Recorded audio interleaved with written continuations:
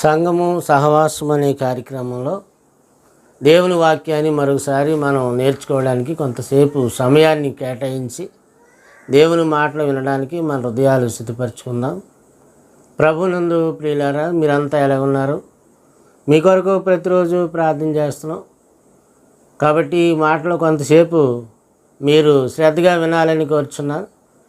ఈ దేవుని వాక్యాన్ని శ్రద్ధగా వింటున్నా మీకు అందరికీ ప్రత్యేకంగా వందనాలు తెలియజేస్తూ ఉన్నాను.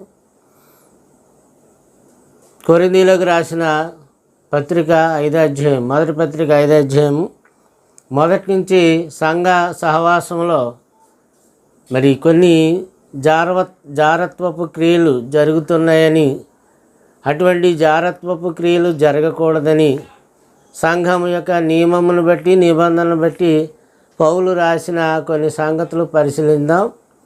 కొంతసేపు ఈ మాటలు మీరు జాగ్రత్తగా వినాలని మనం చేస్తున్నాను. మీలో జారత్వము జరుగుతున్నదని వదంతి కలదు. మీలో ఒకడు తన తండ్రి భార్యను ఉంచుకున్నాడట. అట్టి జారత్వం అన్యజనులనేను జరగదని పౌలు ఇక్కడ రాశాడు మొదటి వచనంలోనే. అంటే సంఘంలో జారత్వం జరుగుతుంది. ఆ జారత్వంలో జరిగే ఒక సంగతి ఏంటంటే, తండ్రి భార్యను ఒకడు ఉంచుకున్నాడట. సంఘంలోనే తండ్రి భార్యను ఉంచుకోవడం అనేటువంటిది చాలా భయంకరమైన విషయం. మరి అది అట్టి జారత్వం అన్యజనుల్లో కూడా జరగదు అని పౌలు ఖండిస్తూ ఉన్నాడు. బైబిల్ ఖండిస్తుంది అలాంటి జారత్వాన్ని, అలాంటి పాపాన్ని బైబిల్ ఖండిస్తుంది.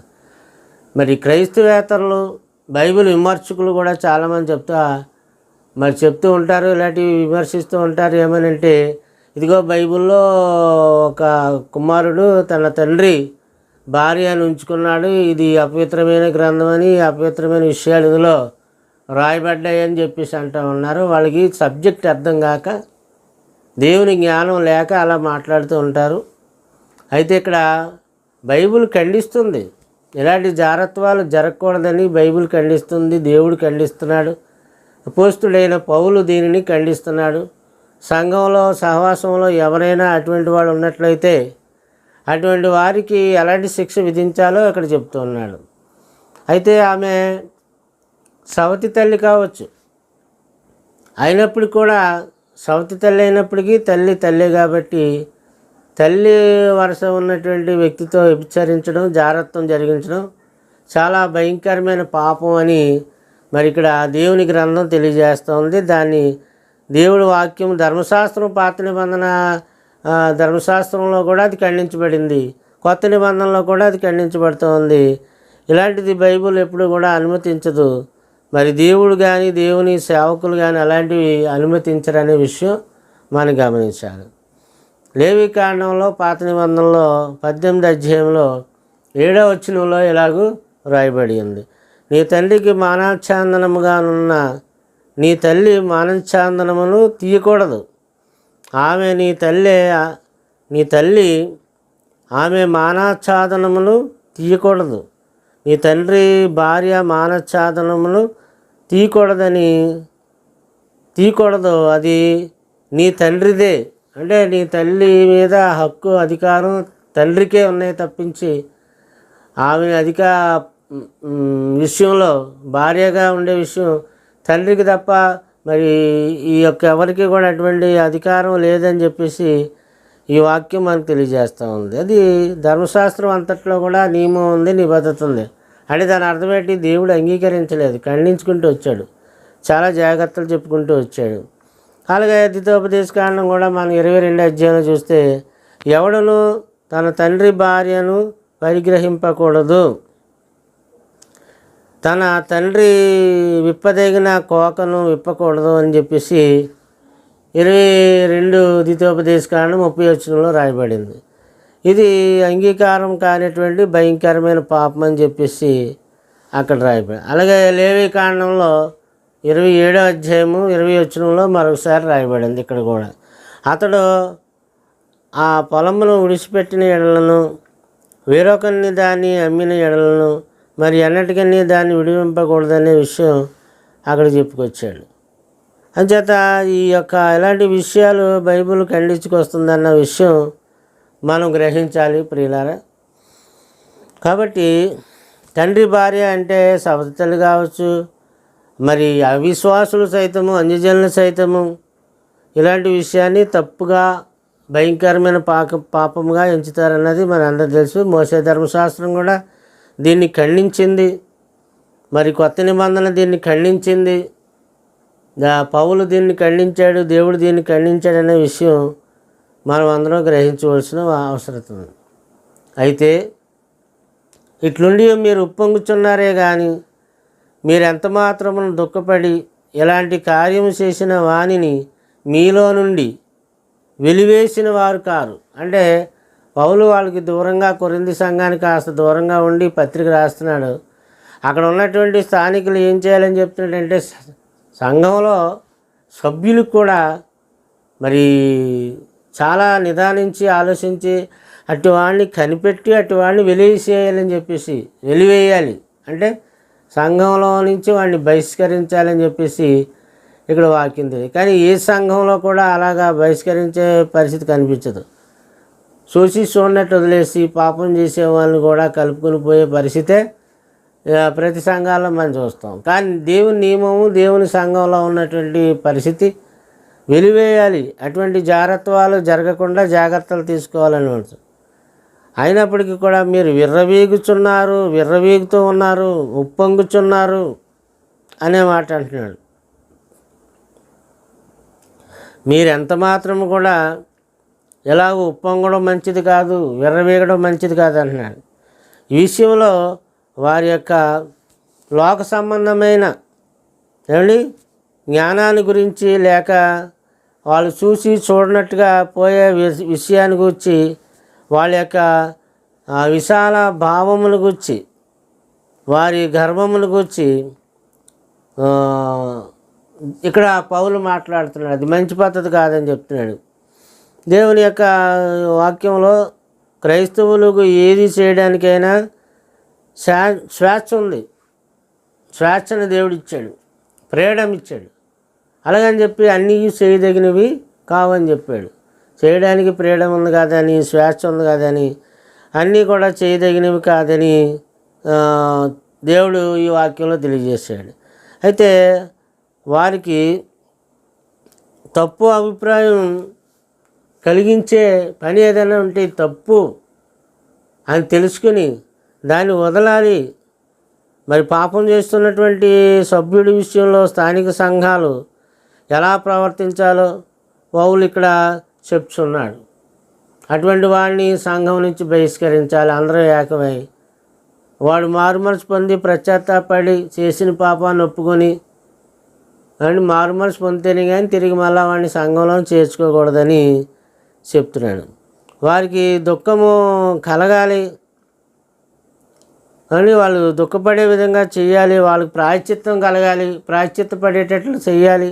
సంఘ కాపరి చేయాలి, లేదా సంఘంలో ఉన్న అధికారులైనా చేయాలని దేవుడు ఇక్కడ చెప్తున్నాడు. అలాగే క్రీస్తుకు అపకీర్తి కలిగించేటువంటి పాపం అది, సంఘానికి అపకీర్తి కలిగించేటువంటి పాపం అది. తండ్రి అయిన దేవుడికి అవమానాన్ని, అపవిత్రతను, సంఘానికి అపవిత్రతను, అవమానాన్ని, అపకీర్తిని కలిగించే పాపం కనుక మరి దాన్ని ఖండించాలని చెప్తున్నాడు. సాటి క్రైస్తవుడు ఒకడు మరి అంతగా దిగజారిపోతున్నటువంటి పరిస్థితి చాలా దుఃఖకరమైనటువంటి పరిస్థితి. సంఘాల్లో అలాంటి పరిస్థితి ఉన్నట్లయితే అది ఖండించాలి.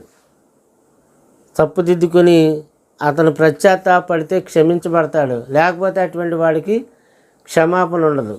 దేవుడు క్షమించినటువంటి వారిలో మరి సంఘ సభ్యులే కావచ్చు, ఇలా పశ్చాత్తాపం లేని వారికి, మారుమనసు పొందని వారికి పాపం అలా కంటిన్యూగా చేస్తుంటే క్షమాపణ ఉండదనే విషయం ఇక్కడ మనం గమనించాలి. సంఘము దేవుని యొక్క తీర్పుకి గురయ్యేటువంటి ప్రమాదంలో పడి ఉంటుంది. అలాంటి సమయంలో అలాంటి సంఘం దేవుని తీర్పుకి గురవుతుంది అనే విషయం ఇక్కడ చెప్తున్నాడు. అలాగే తన యొక్క పాపానికి పశ్చాత్తాపంగా పడకపోయినట్లయితే అటువంటి క్రైస్తవుని తమ సహవాసము నుండి దూరం చేయాలి. వాళ్ళతో వీరు సహవాసం చేయకూడదు, వీళ్ళతో వాడిని సహవాసం చేయనీయకూడదు. వారి బాధ్యత మరి ఇలాంటి క్రమశిక్షణ అమలుపరిచి సంఘం దేవుని యొక్క తీర్పు నుంచి తప్పించుకునే విధంగా మనం కాపాడుకోవాల్సిన అవసరం ఉంటుంది. లేదంటే సంఘం దేవుని తీర్పుకి గురవుతుంది, అంటే దేవుడి శిక్షకు గురవుతుంది. ఒకడు చేసిన పాపమును బట్టి సంఘం అంతటికి మరి శిక్ష పడే అవకాశం ఉంటుంది. అందువల్ల అందరికీ శిక్ష పడకుండా ఉండాలంటే అతన్ని మరి సంఘం నుంచి బహిష్కరించాల్సిన పరిస్థితి ఉంటుందని మనం గమనించాలి ప్రియులారా. కాబట్టి ఇలాంటి విషయాలు దేవుడి వాక్యంలో చాలా జాగ్రత్తగా పరిశీలించాలి. కొరింథీయులకు రాసినటువంటి మొదటి పత్రిక 5వ అధ్యాయంలో ఈ విషయం జరిగింది. ఇటువంటి భయంకరమైన జారత్వం, పాపం అంటున్నాడు అది. అందుకని మరొక వచనాన్ని అందులోనే మనం చూసినట్లయితే 3వ వచనంలో, నేను దేహ విషయమై దూరంగా ఉన్నను, ఆత్మ విషయమై సమీపంగా ఉండి మీతో కూడా ఉండినట్టుగానే ఇట్టి కార్యము ఎలాగూ చేసిన వాని గురించి ఇదివరకే తీర్పు తీర్చి ఉన్నాను. పౌలు అటువంటి వాడికి ఎలా ఏళ్ళు శిక్ష విధించాలో, ఎలా వెలివేయాలో, ఎలాగా నడుచుకోవాలో అనేటువంటి తీర్పు పౌలు చెప్పాడు. సంఘానికి సంఘం తీర్పు తీర్చుకోవచ్చు. సంఘంలో ఉన్నటువంటి వాళ్ళకి ఎవరైనా తప్పు చేస్తే మనం వాళ్ళకి బుద్ధి చెప్పవచ్చు, గద్దించవచ్చు. వింటారు, వినకపోతే వాళ్ళు శిక్షను అనుభవిస్తారు దేవుడి వలన. ఒకవేళ అలాంటి శిక్ష, అలాంటి పాపాన్ని మనం అది పోనీలే అని చూసి చూడనట్టు వదిలేస్తే మొత్తం సంఘం అంతటి కూడా నేరస్తులు అవుతారనే విషయం దేవుడు ఇక్కడ ఈ గ్రంథంలో తెలియజేశాడు. అందుచేత చాలా జాగ్రత్తగా ఉండాలి అనే సంగతి మనం మర్చిపోకూడదు. దీనికి సంబంధించి ఇందువల్లనే మీలో అనేకులు బలహీనులను రోగులనే ఉన్నారంటాడు. అంటే ఇలాంటి జారత్వములు, వ్యభిచారములు, పాపములు జరుగుతున్నందువల్ల అనేకులు బలహీనులై ఉన్నారు, రోగులై ఉన్నారు, చాలామంది నిద్రించున్నారు, చస్తున్నారు. అయితే మనల్ని మనమే విమర్శించుకునే ఎడల తీర్పు పొందకపోదు. మనము తీర్పు పొందిన ఎడల లోకముతో పాటు మనకు శిక్షావిధి కలిగినట్లు ప్రభువు చేత శిక్షింపబడుచున్నాము అంటున్నాడు. మనమే విమర్శించుకోవాలండి, మనకు మనమే తీర్పు తీర్చుకోవాలి. సంఘాన్ని చాలా జాగ్రత్తగా కాయవలసిన అవసరత కాపరుల మీద ఉంటుంది, బోధకుల మీద ఉంటుంది. సంఘం యొక్క కాపరి మాట వినే పరిస్థితి సంఘ సభ్యుల మీద ఉంటుంది. నువ్వు సంఘ సభ్యుడివై ఉన్నావంటే సంఘంలో కాపరి, బోధకుడు లేదా పాస్టర్ గారు మన లాంగ్వేజ్లో చెప్పాలంటే, అంటే పాస్టర్ అనే పదం వాడకూడదు, కానీ అందరికీ అర్థమైన పదం అది. కాబట్టి సంఘ పాస్టర్ గారు చెప్పినప్పుడు అందరూ వినాలి. సత్యవాక్యమును అనుసరించి చెప్పినప్పుడు జాగ్రత్తగా దాన్ని అవలంబించాలి. అప్పుడు సంఘం అంతా కాపాడబడుతుంది, పరలోకానికి యోగ్యంగా అది తయారవుతుంది. లేదంటే జారత్వము, వ్యభిచారము, ఇలాంటి పాపములు, ఇతర పాపములు అన్నీ కూడా అందులో ఉన్నాయంటే చాలా ప్రమాదంలో ఉంటుంది సంఘం తీర్పుకి గురవుతుంది. సంఘం మీద దేవుని ఉగ్రత దిగుతుందన్న వాస్తవం దేవుడి వాక్యం తెలియజేస్తూ ఉంది. కనుక క్రైస్తవులకు తీర్పు తీర్చడం క్రైస్తవ సంఘాల క్రైస్తవ సంఘ నాయకులు పని. వారి పనేనా కాదా అని మనకు డౌట్ రావచ్చు. వాళ్ళ పనేనని దేవుడి వాక్యం తెలియజేస్తూ ఉంది. దేవుడు ఇచ్చాడు వాళ్ళకి అధికారం. మీరు ఎవరిని ఉండనిస్తారో వారు ఉంటాడు, మీరు ఎవరిని తీసివేస్తారో వాడు తీసివేయబడతాడు. మీకు పవర్స్ ఉన్నాయి, మీకు అధికారం ఉన్నదని ఆనాడు అపోస్తులకి చెప్పాడు. ఆ తర్వాత సంఘానికి తరం మారుకుంటూ వచ్చింది. కనుక సంఘాన్ని పరిశుద్ధంగా ఉంచడం సంఘ నాయకుల యొక్క బాధ్యత ఉంటుంది. మీ ఇల్లు ఎలాగైతే శుభ్రంగా ఉంచుకొని నీట్గా సర్దుకొని మురికంతా చెత్త అంతా ఊడ్చి శుభ్రం చేసుకుంటారో సంఘాన్ని కూడా శుభ్రంగా ఉంచుకోవాల్సిన బాధ్యత సంఘ కాపరి పైన ఉంటుంది. అందువల్ల సంఘ కాపరికి సహకరించాలి సంఘం అంతా. ఇలాంటి చెత్తను ఊడుస్తున్నప్పుడు సంఘాన్ని పవిత్రంగా కాపాడడానికి మంచి హెచ్చరిక మాటలు చెప్తున్నప్పుడు, కఠినమైన మాటలు చెప్తున్నప్పుడు ఆ మాటలు వాక్యానుసారంగా ఉన్నాయా లేవా అని మీరు చూడాలి తప్పించి మరి ఇలాంటి మాటలు చెప్పేస్తున్నారు పాస్టర్ గారు అని అనుకోకూడదు. ప్రియమైన దేవుని పిల్లలు, కనుక పాపాన్ని గద్దించడం క్రీస్తు నేర్పినటువంటి మరి పరిశుద్ధమైన జీవితానికి విరుద్ధంగా ఉండే ప్రవక్తనకు మరి తీర్పు తీర్చడం వారి యొక్క బాధ్యత. పవిత్రమైన జీవితం కావాలని దేవుడు కోరాడు, యేసుక్రీస్తు ప్రభు కోరాడు.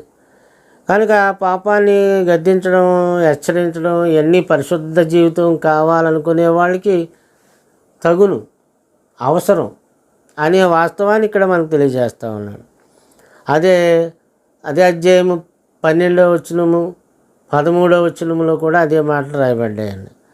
అలాగే మత్తయి సువార్త 18వ అధ్యాయంలో ఏం చెప్పాడు యేసుక్రీస్తు ప్రభువారు మాట్లాడుతూ, మరియు నీ సహోదరుడు నీ ఎడల తప్పిదము చేసిన ఎడల నీవు పోయి నీవును అతడును ఒంటరిగా ఉన్నప్పుడు అతన్ని గద్దింపుము.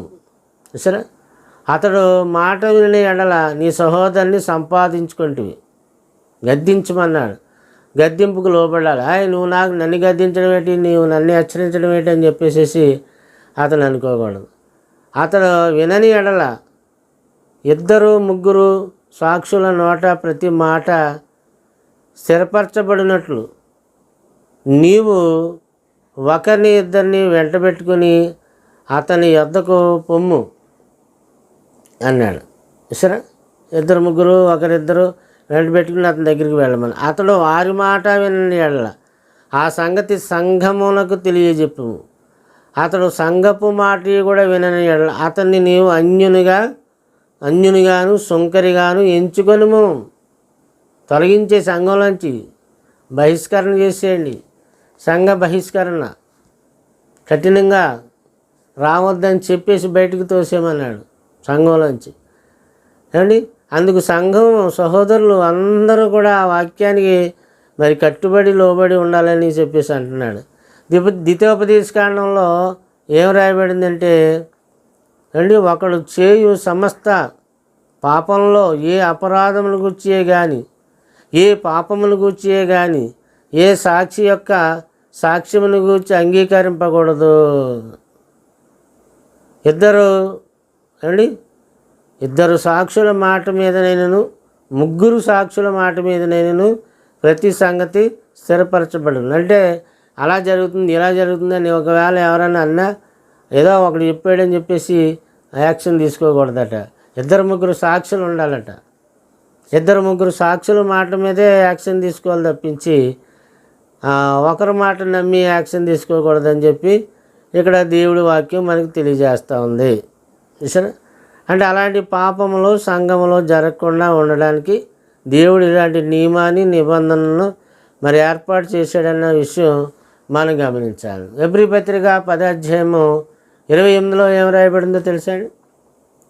చూడండి, మీ గ్రంథం తెరిచి మీరు ఆ వచనం చూడండి.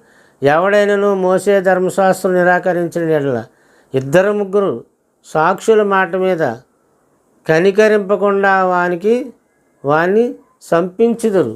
రాళ్ళతో ఒకటి చంపేస్తారు. ఇలాంటి జారత్వం జరిగితే, ఇలాంటి వ్యభిచారం జరిగితే.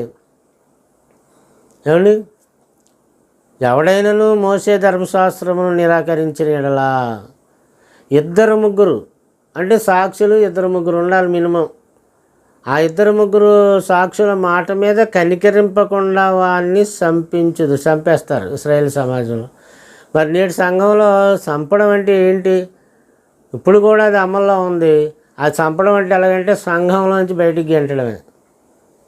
దాన్నే మరి ఇప్పుడు ఆత్మీయంగా అతన్ని చచ్చే పరిస్థితి ఏర్పడుతుంది.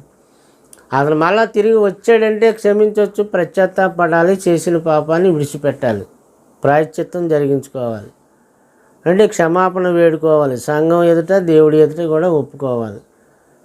అది ఇక్కడ దేవుని యొక్క నియమముగా మనము గమనించవచ్చు. అంచేత ఈ నియమాన్ని దేవుడు ఆయన సంఘంలో ఏర్పాటు చేసినట్టుగా మనకి అనిపిస్తుంది ప్రియులారా. అలాగే అపోస్తుల కార్యాల్లో మనం చూస్తే 5వ అధ్యాయంలో అన్నయ్య అను ఒక మనుషుడు తన భార్య ఆయన సప్పీరాతో ఏకమై పొలమమ్మాను. భార్య ఎరుకనేవాడు దాన్ని వెలలో కొంత దాచుకొని కొంత తెచ్చి అపోస్తుల పాదముల మీద పెట్టిన సందర్భం. అప్పుడు పేతురు, అననీయ, నీ భూమి వెలలో మరి కొంత దాచుకొని పరిశుద్ధాత్మను మోసపుచ్చుటకు సాతాను ఎందుకు నీ హృదయమును ప్రేరేపించను అని చెప్పేసి అడిగాడు. అది నీ వద్దన ఉన్నప్పుడు నీదే కదా, అమ్మిన ఎడల అది నీ వశమై ఉండలేదా? ఎందుకు ఈ సంగతి నీ హృదయంలో ఉద్దేశించుకున్నావు? నువ్వు మనుషులతో కాదు దేవునితోనే అబద్ధమాడితో అని అతనితో చెప్పాడు. దేవుణ్ణి మోసగించడానికి ప్రయత్నం చేశాడు. కనుక ఈ మాటలు వింటూనే అతను పడి ప్రాణం విడవగా వినిన వారికి అందరికీ మిగిలిన భయం కలిగిందని చెప్పేసి ఆ 5వ అధ్యాయంలో రాయబడింది. అంచేత ఇక్కడ దేవుడు చెప్తున్న మాట ఏంటంటే, సంఘానికి విరుద్ధంగా వాళ్ళు పాపం చేసినందుకు ఆ భార్యాభర్తలు ఇద్దరు కూడా మరణించారు. సరే, అది ఏకీభవించి ఇద్దరూ కలిసి పాపం చేసినందువల్ల కనుక సంఘానికి దేవుడు చాలా జాగ్రత్తలు చెప్పాడు. అది తీర్పు తీర్చేటువంటి విధానం, విధులు చెప్పాడు. రాజీ పడడానికి వీలుండదు. ప్రతి ఒక్కరు కూడా వాక్యానుసారంగా దాని ప్రకారంగా జరిగించాల్సిన పద్ధతి ఉంది. ఆ పద్ధతి సంఘంలో ఉంటే ఆ సంఘం కరెక్ట్ అయిన సంఘంగా, ఖచ్చితమైనటువంటి సంఘంగా మరి ఆ సంఘం ఉంటుంది అనేటువంటిది ఇక్కడ మనం గమనించుకోవచ్చు. కొరింథీ పత్రిక మొదటి పత్రిక 4వ అధ్యాయంలో మనం చూస్తే 3వ వచనం, మీ చేతనైనను ఏ మనుషుని చేతనైనను నేను విమర్శించబడుట నాకు మిక్కిలి అల్పమైన సంగతి. నన్ను నేనే విమర్శించుకున్న నా యందు ఏ పాపం కూడా కనిపించదు అంటాడు పౌలు. ఎవడికి వాడు విమర్శ చేసుకోవాలి, స్వపరీక్ష చేసుకోవాలి. సెల్ఫ్ ఎగ్జామినేషన్ అనేటువంటి చేసుకున్నట్లయితే మరి అతను దేవుని వాక్యాన్ని బట్టి సరి చేసుకోగలుగుతాడు. సరి చేసుకోగలిగాడంటే అతడు దేవుడికి ఇష్టడవుతాడు. పాపాన్ని కప్పుకోగలదు, అది ఒప్పుకొని వదిలిపెట్టాలని చెప్పి దేవుడు ఇక్కడ తెలియజేస్తూ ఉన్నాడు. ప్రియులారా, ఆలోచన చేయండి. అలాగే రోమాపత్రిక 14వ అధ్యాయం 4వ వచనం, పరుని సేవకునికి తీర్పు తీర్చుటకు నీవెవడవు? అతడు నిలిచి ఉంటే ఆయనను పడిపోవటే ఆయనను అతని సొంత యజమాని పని. అతడు నిలుచును, ప్రభువు అతన్ని నిలబెట్టుటకు శక్తి గలవాడు. పరునికి తీర్పు తీర్చుటకు నీవెవడు అంటే ఇతరులకు మనం ఎవరో తీర్పు తీర్చు. కానీ సంఘంలో సంఘానికి, సహోదరుడికి ఒకడికి ఒకడు బుద్ధి చెప్పుకోమని తీర్పు తీర్చే విధానం, అధికారం దేవుడు వాళ్ళకి ఇచ్చినట్టు మనకి ఇక్కడ కనిపిస్తూ ఉంది. అంటే అలాగే రోమాపత్రిక 14లోనే 13వ వచనం, కాగా మనమిక మీదట ఒకనికి ఒకడు తీర్పు తీర్చుగా ఉందో, ఇదియుగాక సహోదరునికి విరుద్ధమైనను సహోదరునికి అడ్డమైనను ఆటంకమైనను కలగజేయక ఉందమని మీరు నిశ్చయించుకోండి అని చెప్పాడు. అది ఒకవేళ ఆ పని దైవ అనుసారంగా జరుగుతుంటే, దేవుని చిత్తంగా జరుగుతుంటే ఆ పనికి అడ్డం కానీ ఆటంకం కానీ కలుగజేయకుండా జాగ్రత్తగా ఉండండి అని చెప్పేసి ఈ వాక్యం మనం తెలియజేస్తాము.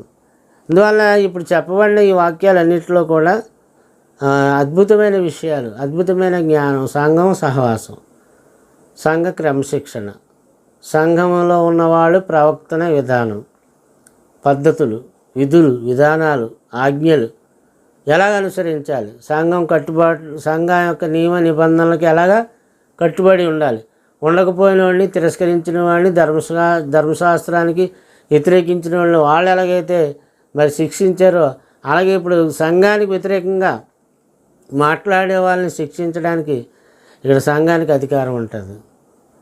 ఏమండి, కనుక రేపు మిగతా విషయాలు చెప్తాను. మీరు ఇదే సమయానికి లైవ్ చూడడానికి ప్రయత్నం చేయండి, దేవుని జ్ఞానం నేర్చుకోవడానికి ప్రయత్నం చేయండి. ఒకవేళ ఇప్పుడు లైవ్ ఎవరైనా చూడకపోయినట్లయితే ఇది డౌన్లోడ్ చేయబడి ఉంటుంది, అందులో చూడండి. యూట్యూబ్లో కూడా మా యొక్క ఛానల్ని వీక్షించండి. అనుదిన ఆత్మీయ ఆహారం PTP అని ఉంటుంది, ఛానల్ వీక్షించండి. అనేక విషయాలు తెలుసుకోవడానికి ఈ వాక్యాలు మీరు వింటూ ఉండండి, అనేక ప్రోత్సహించండి. అలాగే మమ్మల్ని ప్రోత్సహించడానికి మా యూట్యూబ్ ఛానల్ని సబ్స్క్రైబ్ చేయండి, లైక్లు చేయండి. ఎందుకంటే లైక్లు సబ్స్క్రైబ్ ఏం చేయాలంటే దేవుడి వాక్యం ఇంకా మేము చెప్పడానికి అనేక మందికి ఆ వాక్యం చేరాలంటే లైక్ కొట్టాలి. లైక్ కొట్టడం వల్ల ఎక్కువ మంది చూస్తారన్నమాట దాన్ని. అలా చూసే అవకాశం మీరు కూడా ఇవ్వాలి. ఏమండి? కనుక లైక్ ఇది కొట్టినంత మాత్రం చేత మనకేమి ఖర్చు అవ్వదు కదా, సబ్స్క్రైబ్ చేసినంత మాత్రం చేత మనకేమి ఖర్చు అవ్వదు కదా, రూపాయి ఖర్చు అవ్వదు. కనుక లైక్ చేయండి, సబ్స్క్రైబ్ చేయండి, దేవుని పనిని ప్రోత్సహించండి. ఒకవేళ మీకు ఇంకా ఉత్సాహంగా ఉన్నట్లయితే దేవుని సేవకు ఇవ్వండి, పరిసరికి ఇవ్వండి, సువార్తకి ఇవ్వండి, ప్రోత్సహించండి. నా ఫోన్పే నెంబర్ రాసుకోండి, 9959354781. మీ అందరికీ వందనాలు. God bless you.